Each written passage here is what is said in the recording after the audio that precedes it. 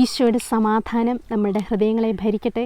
ഈ നോമ്പ് കാലത്തിലേക്ക് പ്രവേശിച്ചിരിക്കുന്ന നാം നോമ്പിൻ്റെ ചൈതന്യം ഉൾക്കൊണ്ട് അനുതാപത്തിലേക്ക്, ദൈവഹിതപ്രകാരമുള്ള പശ്ചാത്താപത്തിൽ ജീവിക്കാനുള്ള ഏറ്റവും മനോഹരമായ അവസരങ്ങളാണ് ഈ നോമ്പ് കാലം. തിരുസഭാ മാതാവ് നമ്മുടെ വിശുദ്ധീകരണത്തിന് വേണ്ടിയും ദൈവിക സ്വഭാവത്തിൽ നാം പങ്കുകാരാകുന്നതിനും വേണ്ടി മനുഷ്യ നീ മണ്ണാകുന്നു, മണ്ണിലേക്ക് മടങ്ങുക എന്ന് ചൊല്ലിക്കൊണ്ട് നമ്മുടെ നെറ്റിയിൽ ഭസ്മം പൂശി നമ്മളെ ഓരോരുത്തരെയും അനുതാപത്തിലേക്ക് നയിക്കുകയാണ്. 2 പത്രോസ് 1 അധ്യായത്തിൽ 4-5 തിരുവചനത്തിൽ ദുരാശ മൂലം ലോകത്തിലുണ്ടാകുന്ന വിനാശത്തിൽ നിന്ന് രക്ഷപ്പെട്ട് ദൈവീക സ്വഭാവത്തിൽ നിങ്ങൾ പങ്കുകാരാകുന്നതിന് തൻ്റെ മഹത്വവും ഔന്നത്യവും വഴി അവിടുന്ന് നിങ്ങൾക്ക് അമൂല്യവും ശ്രേഷ്ഠവുമായ വാഗ്ദാനങ്ങൾ നൽകിയിരിക്കുന്നു.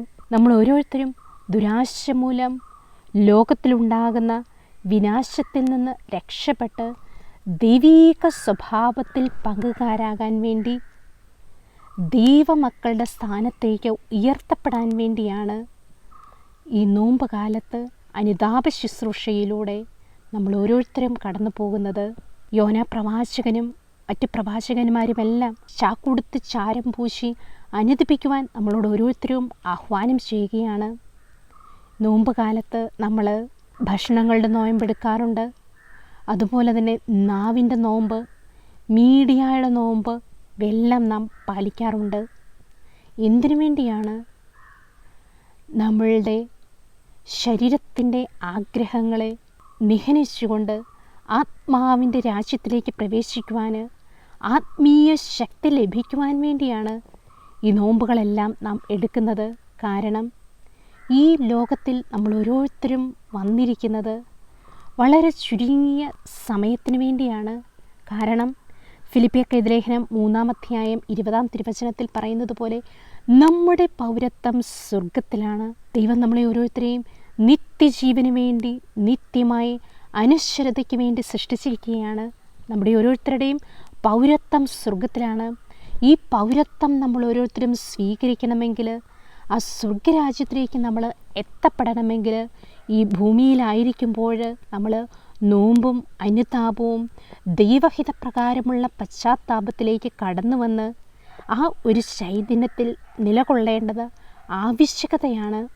അതിനുവേണ്ടിയാണ് തിരുസഭാ മാതാവ് നമ്മളെ ഓരോരുത്തരെയും ഈ നോമ്പ് കാലഘട്ടത്തിലൂടെ ഈശോയുടെ പീഡാസഹനവും കുരിശുമരണവും ഓർമ്മിപ്പിക്കുക. ദൈവത്തിൻ്റെ അതേ ഛായയിലും സാദൃശ്യത്തിലും സൃഷ്ടിക്കപ്പെട്ട നാം സാത്താൻ്റെ അസൂയ നിമിത്തം മരണത്തിലൂടെ ആ ദൈവീക സാദൃശ്യത്തിൽ നിന്നും ഛായയിൽ നിന്നും നമ്മൾ നഷ്ടപ്പെട്ട് പാപത്തിലൂടെ ജീവിക്കുകയാണ്. അതാണ് എഫെസ്യർക്കെതിരെ ലേഖനം 4 അധ്യായത്തിൽ 22 മുതലുള്ള തിരുവചനത്തിൽ നിങ്ങളുടെ പഴയ ജീവിത രീതിയിൽ നിന്ന് രൂപം കൊണ്ട് വഞ്ചന നിറഞ്ഞ ആസക്തികളാൽ കലുഷിതനായ പഴയ മനുഷ്യനെ ദൂരെ എറിയുവിൻ. നിങ്ങൾ മനസ്സിൻ്റെ ചൈതന്യത്താൽ നവീകരിക്കപ്പെടട്ടെ. അപ്പോൾ നമ്മുടെ പഴയ ജീവിത രീതിയിൽ നിന്ന് രൂപം കൊണ്ട ആ ആസക്തികളാൽ കലുഷിതമായ മനുഷ്യനെ ദൂരെ എറിയണമെങ്കിൽ നമ്മൾ ഓരോരുത്തരും ദൈവീക ചൈതന്യം കൊണ്ട് നിറയണം. ഇവിടെ പറയാണ്, യഥാർത്ഥ വിശുദ്ധിയിലും നീതിയിലും ദൈവത്തിൻ്റെ സാദൃശ്യത്തിൽ സൃഷ്ടിക്കപ്പെട്ട പുതിയ മനുഷ്യനെ ധരിക്കുവേൻ. നമ്മൾ നമ്മുടെ ജീവിതത്തിൽ നിന്ന് പലതും നമ്മൾ ഉപേക്ഷിക്കുമ്പോൾ ദൈവീക സ്വഭാവത്തിലേക്ക്, ദൈവീക ചൈതന്യത്തിലേക്ക് നമ്മൾ ഓരോരുത്തരും കടന്നു വരികയും നമ്മുടെ ആന്തരിക ആത്മാവ് ശക്തിപ്പെടുകയുമാണ് ചെയ്യുന്നത്. അതാണ് 2 കൊരിന്തോസ് 4 അധ്യായത്തിൽ 16 മുതൽ 18 വരെയുള്ള തിരുവചനത്തിൽ ഞങ്ങൾ ഭഗ്നാശരാകുന്നില്ല, ഞങ്ങളിലെ ബാഹ്യമനുഷ്യൻ ക്ഷയിച്ചുകൊണ്ടിരിക്കുകയാണെങ്കിലും ആന്തരിക മനുഷ്യൻ അനുദിനം നവീകരിക്കപ്പെടുന്നു. ഞങ്ങളുടെ ക്ലേശങ്ങൾ നിസ്സാരകവും ക്ഷണികവുമാണ്, അവയുടെ ഫലമോ അനുപമമായ മഹത്വവും. ദൃശ്യമായവയല്ല, അദൃശ്യമായവയാണ് ഞങ്ങളുടെ ലക്ഷ്യം. ദൃശ്യങ്ങൾ നശ്വരങ്ങളാണ്, അദൃശ്യങ്ങൾ അനശ്വരങ്ങളും. ആന്തരിക മനുഷ്യൻ നവീകരിക്കപ്പെടണമെങ്കിൽ നമ്മുടെ ഭൗതിക മനുഷ്യൻ ക്ഷയിച്ചുകൊണ്ടിരിക്കണം. അതായത് നമ്മൾ സകല പാപത്തോടും വിട പറയുമ്പോൾ ആ നോമ്പിൻ്റെ ചൈതന്യത്തിലേക്ക് നമ്മൾ ഓരോരുത്തരും ദൈവീക ചൈതന്യത്തിൽ വളർന്നു വരികയാണ് ചെയ്യുന്നത്. അതാണ് ഈശോ ആ മലയിലെ പ്രസംഗത്തിൽ മത്തായിയുടെ സുവിശേഷം 5-ാം അധ്യായം 48-ാം തിരുവചനത്തിൽ പറയുന്നത്, നിങ്ങളുടെ സ്വർഗ്ഗസ്ഥനായ പിതാവ് പരിപൂർണരായിരിക്കുന്നത് പോലെ നിങ്ങളും പരിപൂർണരായിരിക്കുവിൻ. നമ്മൾ ഓരോരുത്തരും വിളിക്കപ്പെട്ടത് പരിപൂർണതയിലേക്കാണ്. കാരണം എഫെസ്യർക്ക് ലേഖനം 1-ാം അധ്യായം 4-ാം തിരുവചനത്തിൽ വിശുദ്ധ പൗലോസ്ലീഹ നമ്മളെ ഓർമ്മിപ്പിക്കുകയാണ്, തൻ്റെ മുമ്പാകെ സ്നേഹത്തിൽ പരിശുദ്ധരും നിഷ്കളങ്കരമായിരിക്കുവാൻ ലോകസ്ഥാപനത്തിന് മുമ്പേ അവിടുന്ന് നമ്മെ ക്രിസ്തുവിൽ തിരഞ്ഞെടുത്തു. എന്തിനാണ് ദൈവം നമ്മളെ ഓരോരുത്തരെയും പരിശുദ്ധിയിലും നിഷ്കളങ്കത്തിലും ജീവിക്കാൻ വേണ്ടിയാണ് ദൈവം നമ്മളെ ഓരോരുത്തരെയും തിരഞ്ഞെടുത്ത് വിശുദ്ധീകരിച്ച് കർത്താവിലേക്ക് അടുപ്പിക്കുന്നത്. ഈശോയുടെ ശുശ്രൂഷയുടെ തുടക്കത്തിൽ തന്നെ അവിടുത്തെ വചനം എന്തായിരുന്നു? മർക്കോസിൻ്റെ സുവിശേഷം 1-ാം അധ്യായം 15-ാം തിരുവചനത്തിൽ പറയുകയാണ്, സമയം പൂർത്തിയായി, ദൈവരാജ്യം സമീപിച്ചിരിക്കുന്നു, അനുതപിച്ച് സുവിശേഷത്തിൽ വിശ്വസിക്കുവിൻ.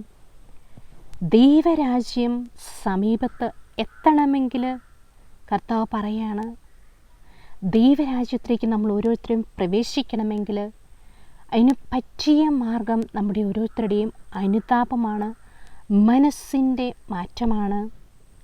അനുതാപത്തിലൂടെ ആ ദൈവിക ശക്തി നമ്മളിൽ പ്രവർത്തിക്കുകയാണ്.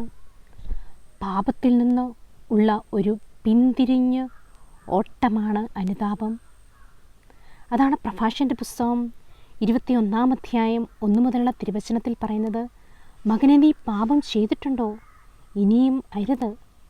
പഴയ പാപത്തിൽ നിന്നുള്ള മോചനത്തിനായി പ്രാർത്ഥിക്കുക. സർപ്പത്തിൽ നിന്ന് പോലെ പാപത്തിൽ നിന്ന് ഓടി അകലുക. പാപത്തിൽ നിന്ന് നമ്മൾ ഓടി അകന്നു കഴിയുമ്പോഴേ ദൈവിക സ്വഭാവത്തിൽ നമ്മൾ ഓരോരുത്തരും പങ്കുചേരുകയാണ് ചെയ്യുന്നത്. ഈശോയുടെ ഈ ഭൂമിയിലേക്കുള്ള വരവിൻ്റെ ഉദ്ദേശം തന്നെ നമ്മുടെ ഓരോരുത്തരുടെയും മാനസാന്തരം, അനുതാപം അതായിരുന്നു.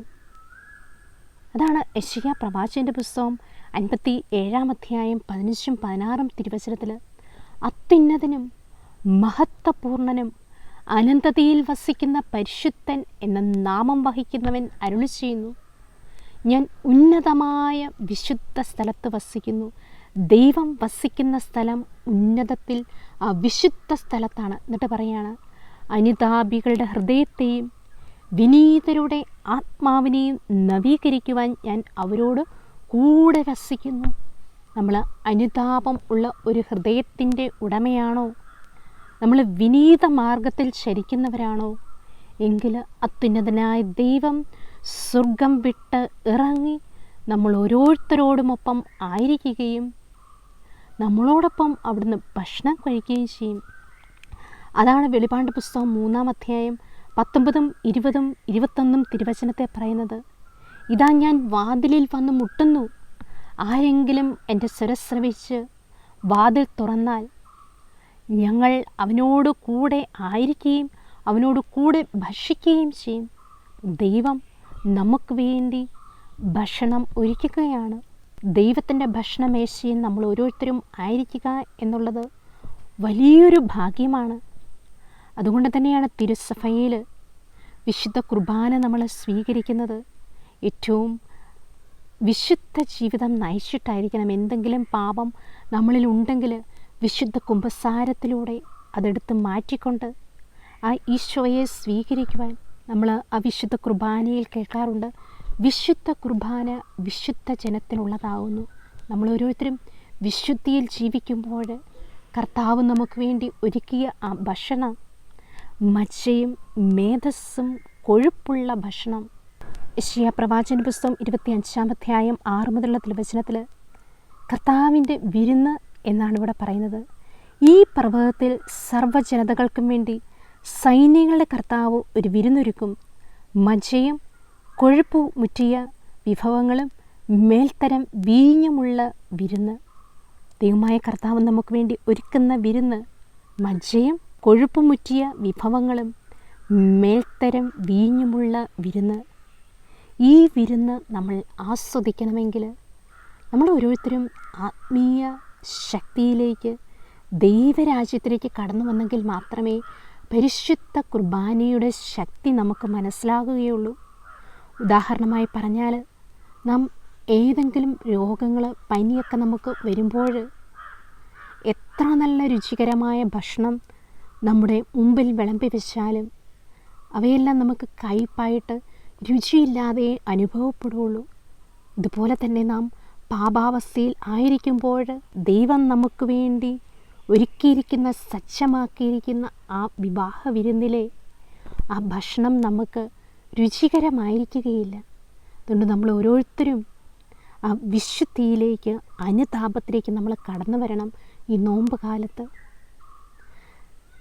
ലൂക്കായുടെ സുവിശേഷം 19 അധ്യായം 1 മുതൽ 10 വരെയുള്ള തിരുവചനത്തിൽ ഈശോ കടന്നു പോകുന്ന വഴിയിൽ സക്കേവൂസ് കർത്താവിനെ കാണാൻ ആഗ്രഹിച്ചപ്പോൾ സക്കേവൂസ് തൻ്റെ ഭാഗത്തുനിന്ന് ഒരു എഫേർട്ട് ഇടുകയാണ്.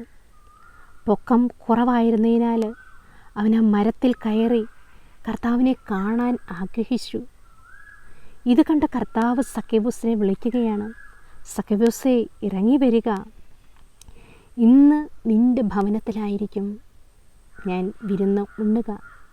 കർത്താവ് സക്കേവൂസിനെ വിളിക്കുകയാണ്. സക്കേവൂസിൻ്റെ സൽക്കാരങ്ങളെല്ലാം കർത്താവ് സ്വീകരിച്ചു. കർത്താവിനെ കണ്ടപ്പോഴേ ആ സക്കേവൂസിന് അനുതാപമുണ്ടാവുകയാണ്. നമ്മുടെ കർത്താവ് സക്കേവൂസിനോട് ഒന്നും പറഞ്ഞില്ല. പക്ഷേ സക്കേവൂസ് പറയാണ്, ഞാൻ ആരുടെയെങ്കിലും വക വഞ്ചിച്ചെടുത്തിട്ടുണ്ടെങ്കിൽ 4 ഇരട്ടിയായി തിരിച്ചു കൊടുക്കുന്നു. കർത്താവിനെ കണ്ടു കഴിഞ്ഞപ്പോഴേ സക്കേവൂസിന് അനുതാപം വരികയാണ്. നമ്മളും ഓരോരുത്തരും ഈശോയുടെ പീഡാസഹനത്തെക്കുറിച്ച് ധ്യാനിക്കുമ്പോൾ, ആ ദൈവവചനങ്ങൾ നമ്മൾ വായിക്കുമ്പോൾ നമ്മളും അനുതാപത്തിലേക്ക് നയിക്കപ്പെടും. റോമാക്കാർക്ക് ലേഖനം 2 അധ്യായം 4 തിരുവചനത്തെ പറയാണ്, ദൈവത്തിൻ്റെ കരുണയുടെ ലക്ഷ്യം നമ്മളെ ഓരോരുത്തരെയും അനുതാപത്തിലേക്ക് നയിക്കുക എന്നുള്ളതാണ്. കാരണം നമ്മളെല്ലാം പാപം ചെയ്ത് ജീവിക്കുമ്പോഴും നമുക്കൊരു ശിക്ഷയും കിട്ടാതെ കർത്താവ് നമുക്ക് സമയങ്ങൾ മുന്നോട്ട് തരുന്നു. ഇതെല്ലാം ദൈവം നമ്മളോട് കരുണ തോന്നുന്നതിൻ്റെ ഒരേ ഒരു ലക്ഷ്യം നമ്മളെ ഓരോരുത്തരെയും അനുതാപത്തിലേക്ക് നയിക്കപ്പെടുക എന്നുള്ളതാണ്. എങ്ങനെയാണ് നമുക്ക് അനുതാപം ലഭിക്കുന്നത്? പ്രത്യേകിച്ച് ക്രൂശിതനായ കർത്താവിനെക്കുറിച്ച് ധ്യാനിക്കുമ്പോൾ ഈശോയുടെ ഈ പീഡാസഹന കാലഘട്ടങ്ങളിൽ നമുക്ക് ഏറ്റവും അനുതാപം ലഭിക്കാനുള്ള വലിയൊരു അവസരമാണിത്. കുരിശിൻ്റെ വഴിയിലൂടെ നമ്മൾ കടന്നു പോകുമ്പോൾ ഈശോയുടെ പീഡാസഹനം എന്തിനു വേണ്ടിയാണ്? നമുക്ക് ഓരോരുത്തരും അനുതാപം ലഭിക്കും. അതാണ് വിശുദ്ധ പൗലോസ്ലീഹ പറയുന്നത് 1 കൊരിന്തോസ് 2 അധ്യായം 2 തിരുവചനത്തിൽ, നിങ്ങളുടെ ഇടയിലായിരുന്നപ്പോൾ യേശുക്രിസ്തുവിനെക്കുറിച്ചല്ലാതെ, അതും ക്രൂശിതനായവനെക്കുറിച്ചല്ലാതെ മറ്റൊന്നിനെക്കുറിച്ചും അറിയേണ്ടതില്ലെന്ന് ഞാൻ തീരുമാനിച്ചു. അപ്പം നമ്മൾ ഓരോരുത്തരും ആ ക്രൂശിക്കപ്പെട്ട കർത്താവിനെക്കുറിച്ച് ധ്യാനിക്കുമ്പോഴാണ് നമുക്ക് ഓരോരുത്തർക്കും അനുതാപം ലഭിക്കുന്നത്. അതാണ് സക്കറിയ പ്രവാചന പുസ്തകം 12 അധ്യായം 10 തിരുവചനത്തിൽ പറയുന്നത്, ഞാൻ ദാവീദ് ഭവനത്തിൻ്റെയും ജെറുസലേം നിവാസികളുടെയും മേൽ കൃപയുടെയും പ്രാർത്ഥനയുടെയും ചൈതന്യം പകരും.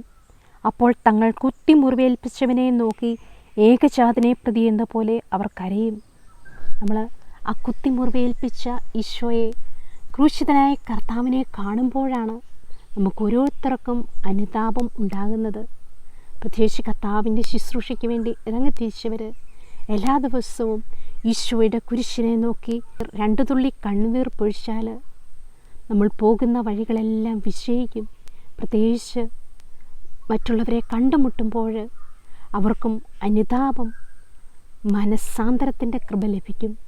ഇതാണ് വിശുദ്ധ പത്രോസിൻ്റെ ജീവിതത്തിൽ ലൂക്കായുടെ സുവിശേഷം 22 അധ്യായത്തിൽ 54 മുതൽ 62 വരെയുള്ള തിരുവചനത്തിൽ പത്രോസ് പലതവണയായിട്ട് ഈശോയെ തള്ളിപ്പറഞ്ഞപ്പോൾ കർത്താവ് പത്രോസിൻ്റെ നേരെ ഒന്ന് തിരിഞ്ഞു നോക്കിയപ്പോഴേ പത്രോസ് പൊട്ടിക്കരയാണ്. ഹൃദയം നൊന്ത് പൊട്ടിക്കരഞ്ഞ് ശക്തമായ അനുതാപത്തിലേക്ക് വരികയാണ്.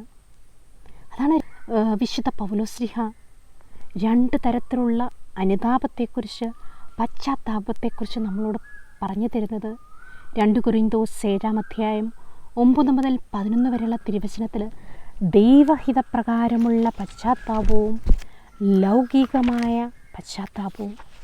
നമ്മൾ ലൗകികമായ പശ്ചാത്താപത്തിലേക്കാണ് വരുന്നതെങ്കിൽ രോഗശാന്തി ലഭിച്ചു കഴിയുമ്പോഴേ, കുറച്ച് കടബാധ്യതകൾ മാറി സമ്പത്തും സമാധാനവും ലഭിച്ചു കഴിയുമ്പോഴേ കർത്താവിൽ നിന്ന് അകന്നു പോകും. അതാണ് ലൗകികമായ പശ്ചാത്താപം. എന്നാൽ ദൈവഹിതപ്രകാരമുള്ള പശ്ചാത്താപം നമുക്ക് ലഭിച്ചാലോ ഒരിക്കലും നമ്മൾ കർത്താവിൽ നിന്ന് പോവുകയില്ല. അതാണ് വിശുദ്ധ പൗലോസ്ലീഹ ഇവിടെ വളരെ വ്യക്തമായിട്ട് പറയുന്നത്. ഇപ്പോഴാകട്ടെ ഞാൻ സന്തോഷിക്കുന്നു, നിങ്ങളെ ദുഃഖിപ്പിച്ചതുകൊണ്ടല്ല, മറിച്ച് നിങ്ങളുടെ ദുഃഖം പശ്ചാത്താപത്തിലേക്ക് നയിച്ചതുകൊണ്ട്, നിങ്ങളുടെ ദുഃഖം ദൈവഹിതപ്രകാരമായിരുന്നതുകൊണ്ട് ഞങ്ങൾ വഴി നിങ്ങൾക്കൊരു നഷ്ടവും ഉണ്ടായിട്ടില്ല. ദൈവഹിതപ്രകാരമുള്ള ദുഃഖം രക്ഷാകരമായ പശ്ചാത്താപം ജനിപ്പിക്കുന്നു. അതിൽ ഖേദത്തിന് അവകാശമില്ല. നമ്മൾ ദൈവഹിതപ്രകാരമുള്ള പശ്ചാത്താപത്തിലേക്ക് കടന്നു വന്നാലോ രക്ഷാകരമായ പശ്ചാത്താപത്തിലേക്ക് നമ്മൾ ഓരോരുത്തരും വരും. അത് നമ്മളെ ഓരോരുത്തരെയും നിത്യരക്ഷയിലേക്ക് നയിക്കുന്നതാണ്. എന്നിട്ടിവിടെ പറയാണ്, എന്നാൽ ലൗകികമായ ദുഃഖം മരണത്തിലേക്ക് നയിക്കുന്നു. ലൗകികമായ പശ്ചാത്താപമാണെങ്കിലോ നമ്മൾ കേട്ടു, കുറച്ച് കാര്യങ്ങൾ നേടിയെടുത്ത് കഴിയുമ്പോഴേ നമ്മൾ കർത്താവിൽ നിന്ന് പോകും, പഴയ ജീവിതത്തിലേക്ക് തിരിച്ചു പോകും. എന്നിട്ടിവിടെ പറയാണ്, എന്നാൽ ദൈവഹിതപ്രകാരമുള്ള ദുഃഖം എത്രയധികം ഉത്സാഹവും നിഷ്കളങ്കത തെളിയിക്കാനുള്ള താല്പര്യവും ധാർമ്മിക രോഷവും ഭയവും ആകാംക്ഷയും തീഷ്ണതയും നീതിവാഞ്ചയുമാണ് നിങ്ങളെല്ലാവരിലും ഉളവാക്കിയിരിക്കുന്നതെന്ന് മനസ്സിലാക്കുവിൻ. നിങ്ങൾ നിർദോഷകരാണെന്ന് എല്ലാ പ്രകാരത്തിലും തെളിഞ്ഞു കഴിഞ്ഞിരിക്കുന്നു. ദൈവഹിതപ്രകാരമുള്ള പശ്ചാത്താപത്തിലേക്ക് നാം വന്നാലോ നാം കണ്ടു, ഒരിക്കലും നമ്മൾ കർത്താവിൽ നിന്ന് പോവുകയില്ല. കർത്താവിനെ പൂർണ്ണമായിട്ട് നമ്മൾ അനുഗമിക്കും. അതും ക്രൂശിക്കപ്പെട്ട കർത്താവിനെ നമ്മൾ അനുഗമിക്കും. എല്ലാവരും നമ്മളെ ഉപേക്ഷിച്ച് പോയാലും, പീഡനങ്ങളും സഹനങ്ങളും വേദനകളും ദുഃഖങ്ങളും എല്ലാം ഉണ്ടായാലും നമ്മൾ കർത്താവിൽ ഉറച്ചു നിൽക്കും. ഇതാണ് ദൈവഹിതപ്രകാരമുള്ള പശ്ചാത്താപം. ഈ പശ്ചാത്താപത്തിലേക്ക് നമ്മൾ കടന്നു വന്നാലോ നമുക്ക് തെറ്റിനെ തെറ്റായി മാത്രമേ നമ്മൾ അംഗീകരിക്കുകയുള്ളൂ. ശരിയെ തെറ്റെന്നും തെറ്റിനെ ശരിയെന്നും നമുക്ക് വിളിക്കാൻ സാധിക്കുകയില്ല. അതാണ് വിശുദ്ധ പൗലോസ്ലീഹ 2 കൊരിന്തോസ് 2-ാം അധ്യായം 17-ാം തിരുവചനത്തിൽ പറയുന്നത്, ദൈവവചനത്തിൽ മായം ചേർത്ത് കച്ചവടം ചെയ്യുന്ന അനേകരുണ്ട്. അവരെപ്പോലെ അല്ല ഞങ്ങൾ, മറിച്ച് ദൈവസന്നിധിയിൽ വിശ്വസ്തരും ദൈവത്താൽ നിയോഗിക്കപ്പെട്ടവരുമെന്ന നിലയിൽ ക്രിസ്തുവിൽ ഞങ്ങൾ സംസാരിക്കുന്നു. ദൈവവചനത്തിൽ നമ്മൾ വെള്ളം ചേർക്കുകയില്ല. കാരണം വചനം നമ്മൾ അതേപടി പാലിക്കും. വിശുദ്ധിയെ വിശുദ്ധിയായും അശുദ്ധിയെ അശുദ്ധിയായും നമ്മൾ ശക്തമായിട്ട് നമ്മൾ അതിനുവേണ്ടി നിലകൊള്ളും. അതാണ് ലേവ്യരുടെ പുസ്തകം 10-ാം അധ്യായം 10-ാം തിരുവചനത്തിൽ, വിശുദ്ധവും അവിശുദ്ധവും ശുദ്ധവും അശുദ്ധവും തമ്മിൽ നിങ്ങൾ വേർതിരിച്ചറിയണം. അപ്പം നമ്മൾ ആ യഥാർത്ഥ മാനസാന്തരത്തിലേക്ക് വന്നാൽ തെറ്റിനെ തെറ്റായി തന്നെ നമ്മൾ പ്രഖ്യാപിക്കും. ഒരിക്കലും നമ്മൾ ആ ദൈവവചനത്തിൽ മായം ചേർക്കുകയില്ല. ക്രിസ്തുവിന് വേണ്ടി മരിക്കേണ്ടി വന്നാലും, അതാണ് പ്രഭാഷകന്റെ പുസ്തകം 4-ാം അധ്യായം 28-ാം തിരുവചനത്തിൽ, മരിക്കേണ്ടി വന്നാലും സത്യം വെടിയരുത്, ദൈവമായ കർത്താവ് നിനക്ക് വേണ്ടി പൊരുതിക്കൊള്ളും. നമ്മൾ ആ യഥാർത്ഥ മാനസാന്തരത്തിലാണെങ്കിലോ സത്യത്തിന് വേണ്ടി നമ്മൾ ഉറച്ചു നിൽക്കും. തല പോയാലും നമ്മൾ മായം ചേർക്കില്ല, തെറ്റിൻ്റെ കൂടെ നിൽക്കുകയില്ല. അതാണ് യഥാർത്ഥ മാനസാന്തരത്തിൽ നിന്ന് ഉത്ഭവിച്ച ഓരോ വ്യക്തികളുടെയും വ്യക്തിത്വം. ദൈവിക സ്വഭാവത്തിൽ നമ്മൾ പങ്കുകാരാകും. അതായിരുന്നു ഓരോ പ്രവാചകന്മാരുടെയും ദൗത്യം. അവർ തെറ്റിനെ തെറ്റായും ശരിയെ ശരിയായും പ്രഖ്യാപിച്ചു, അതിനുവേണ്ടി നിലകൊള്ളുകയും ചെയ്തു. അതാണ് യെശയ്യാ പ്രവാചകനോട് കർത്താവ് അരുളി ചെയ്തത്. 8-ാം അധ്യായം 11 മുതൽ 13 വരെയുള്ള തിരുവചനത്തിൽ, തൻ്റെ ശക്തമായ കരം എൻ്റെ മേൽ വെച്ചുകൊണ്ട് അവിടുന്ന് എന്നോട് അരുളി ചെയ്യുകയും ഈ ജനത്തിൻ്റെ മാർഗത്തിൽ ചരിക്കരുതെന്ന് മുന്നറിയിപ്പ് തരികയും ചെയ്തു. ഈ ജനം സഖ്യമെന്ന് വിളിക്കുന്നതിനെ നിങ്ങൾ സഖ്യമായി കരുതുകയോ ഈ ജനം ഭയപ്പെടുന്നതിനെ ഭയപ്പെടുകയോ ചെയ്യരുത്. പരിഭ്രമിക്കരുത്. സൈന്യങ്ങളുടെ കർത്താവിനെ പരിശുദ്ധനായി കരുതുവിൻ. നമ്മൾ ഈ ലോകത്തിലുള്ളവർ സഖ്യമെന്ന് കരുതുന്നതിനെ നമ്മൾ സഖ്യമായി കരുതരുത്. ലോകത്തിലുള്ളവർ ശരിയെന്ന് പറയുന്നതിനെ നമ്മൾ ശരിയായി കരുതുകയും അരുത്. സൈന്യങ്ങളുടെ കർത്താവിനെ പരിശുദ്ധനായി കണ്ടുകൊണ്ട് അവിടുത്തെ വചനത്തിന് വേണ്ടി നമ്മൾ നിലകൊണ്ടാൽ നമ്മളെ കീഴ്പ്പെടുത്തുവാൻ ലോകത്തിൽ ആർക്കും സാധിക്കുകയില്ല. ലോകം ഇന്ന് മറ്റുള്ളവരുടെ പിന്നാലെ പോയാൽ നാളെ കർത്താവിൻ്റെ പുറകെ വരും. അതാണ് ലോകത്തിൻ്റെ പ്രത്യേകത. അവ എന്നും മാറി മറിഞ്ഞുകൊണ്ടിരിക്കുന്നു.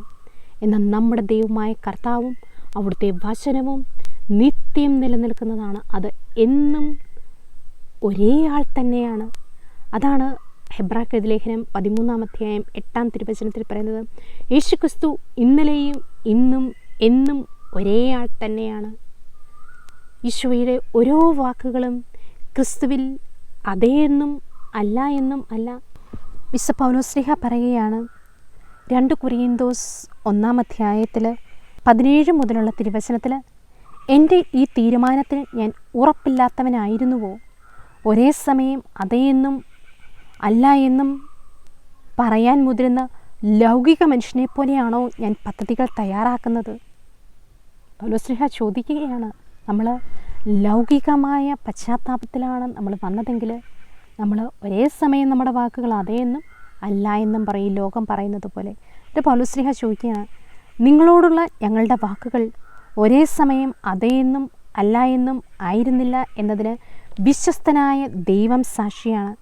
എന്തുകൊണ്ടെന്നാൽ നിങ്ങളുടെ ഇടയിൽ ഞാനും സിൽവാനോസും തിമോത്തിയോസും പ്രസംഗിച്ച ദൈവപുത്രനായ യേശുക്രിസ്തു അതേയും അല്ലായും ആയിരുന്നില്ല, എല്ലായ്പ്പോഴും അതേ തന്നെയായിരുന്നു.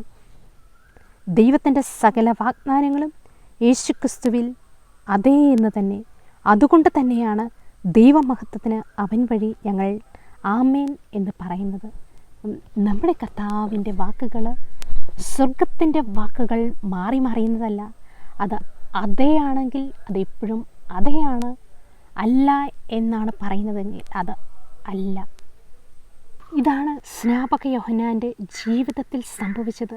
സ്നാപക യോഹന്നാൻ തെറ്റായി പ്രഖ്യാപിച്ചപ്പോൾ സ്നാപക യോഹന്നാൻ്റെ തല വെട്ടിമുറിക്കുകയാണ്. അതുകൊണ്ട് നമ്മൾ ഓരോരുത്തരും ആ ദൈവഹിതപ്രകാരമുള്ള പശ്ചാത്താപത്തിലേക്ക് നമ്മൾ ഓരോരുത്തരും കടന്നു വരണം.